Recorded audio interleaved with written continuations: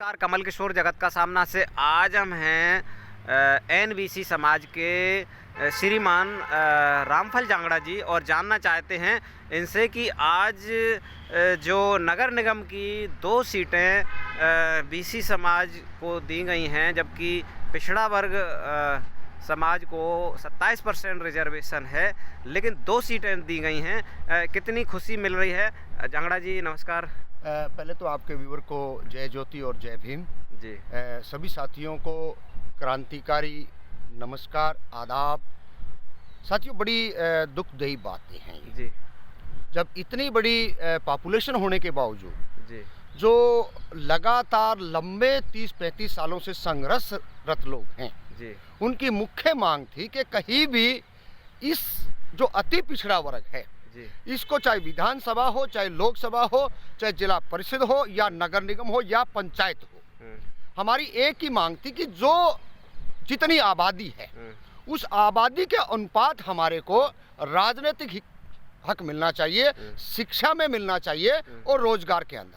देखिए, वर्तमान में अभी की लेटेस्ट बात है, अभी 4 दिन पहले की बात है, हम हरियाणा के फरीदाबाद में हैं। यहाँ नगर निगम की 40 सीटें बनाई गई और 40 सीटों में से क्या किया, यहाँ की सरकार के जो एमपी हैं और जो यहाँ के डीसी हैं, उन्होंने बड़े षड्यंत्र के साथ में जो ओबीसी समाज को 2 सीटें थी उनको घटाया और एनबीसी को 2 सीटें दी।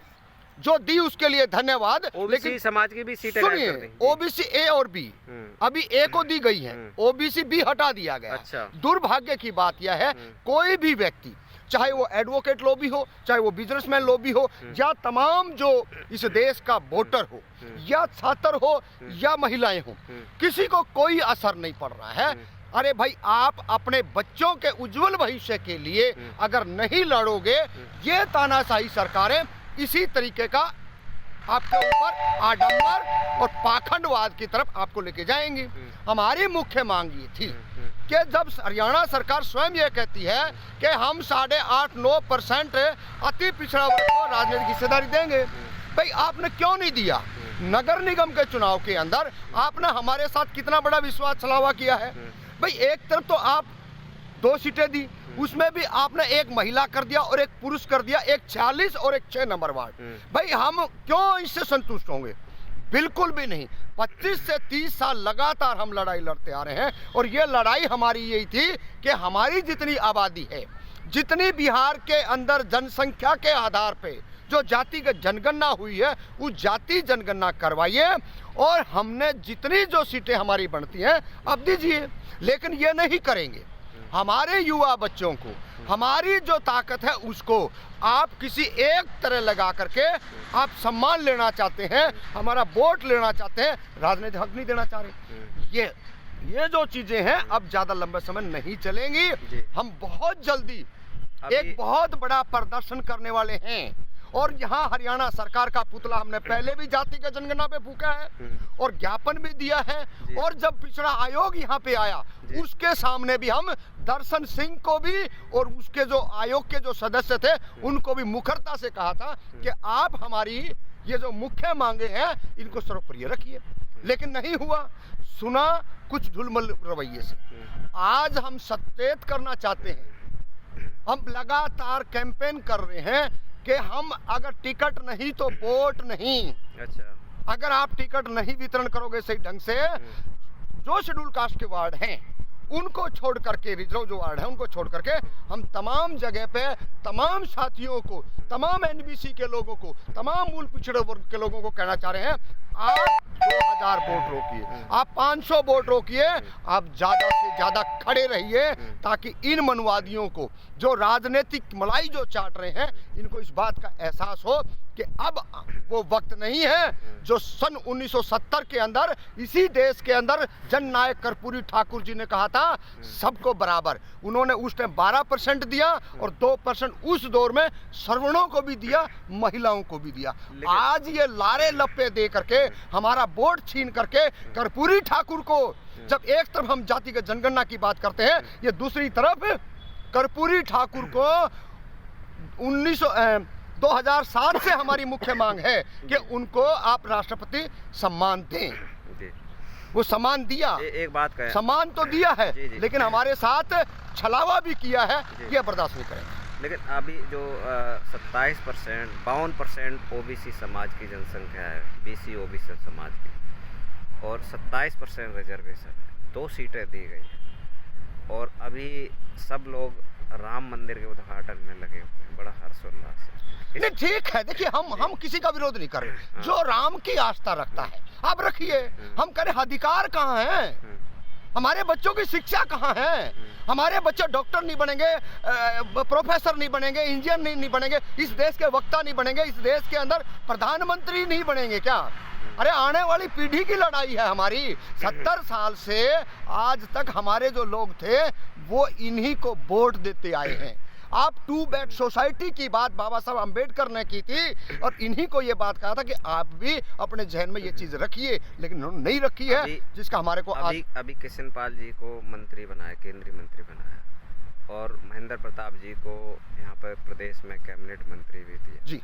तो उनसे कितने सहमत हैं, उनसे कितनी अपेक्षा रखते हैं? देखिए, बीजेपी के अंदर हमारी कोई वो नहीं है। जब ये मंडल की बात चली तो ये कमंडल लेके निकले जी। वीपी सिंह ने मंडल की बात कही थी कि सबका हक मिलना चाहिए। इन्होंने क्या करा, पूरी ओबीसी समाज की, जितने चाहे वो यादव हो, गुजर हो, जाट हो, जो है ना, और सैनी हो, मौर्य हो, ये तमाम जो जातियां थी ताकतवर, इन्होंने अति पिछड़ों को भी साथ लिया, और कहाँ गए ये कमंडल के साथ में। और वही खामियाजा आज फिर जब हमारे को हक मिलने का बारी आई, जब हमारे बच्चों की शिक्षा की बात आई, तो ये कहते राम मंदिर चलिए। जब जब पिछड़ों के अधिकारों की बात होती है, इस देश की जनता सुन ले कान खोल करके, इस देश के अंदर जब हमारी शिक्षा की बात होगी, जब हमारी राजनीतिक हिस्सेदारी की बात होगी, जब महिला रिजर्वेशन के ऊपर कोई बात आएगी, तो ये कहेंगे कि आप मंदिर चलिए। आपको मंदिर अपने दिल में है, अपने अंदर जो अज्ञान बैठा है, अपने भीतर जो अज्ञान बैठा है, उसको मारे, कूटे, उसको पीटे, तब जाके बात बनेगी। अन्यथा ये 33% महिलाओं के लिए आरक्षण है। अरे वो कौन महिलाएं जाएंगी? वो तो वो महिलाएं जाएगी ना जिसका पति एमपी है, जिसका पति विधायक है, या वो पूंजीपति है, या वो और ताकतवर बाहुबली है, वो जाएंगी। अरे जो खेत में काम करने वाली महिला है, जो पढ़ी लिखी होकर के भी वो बेचारी गांव खेत में काम करती है, झाड़ू पोछे का काम करती है, जो बिल्कुल जो है ना एक फैक्ट्री में मजदूरी करती है, वो महिला की बात आप कब करोगे? आप सारी की सारी परकटियों की बात करोगे, परकटियों को भेजोगे पार्लियामेंट के अंदर, ये नहीं चलेगा। कूड़े बीनने वाली महिला को भी राम मंदिर के उद्घाटन पे मोदी जी ने बुलाया है। मैंने कहा ना, इनका षड्यंत्र है। इस षड्यंत्र को अगर एनबीसी के लोग समझ जाएं, जो मूल पिछड़े वर्ग के लोग समझ जाएं कि हमारे महापुरुषों ने, जब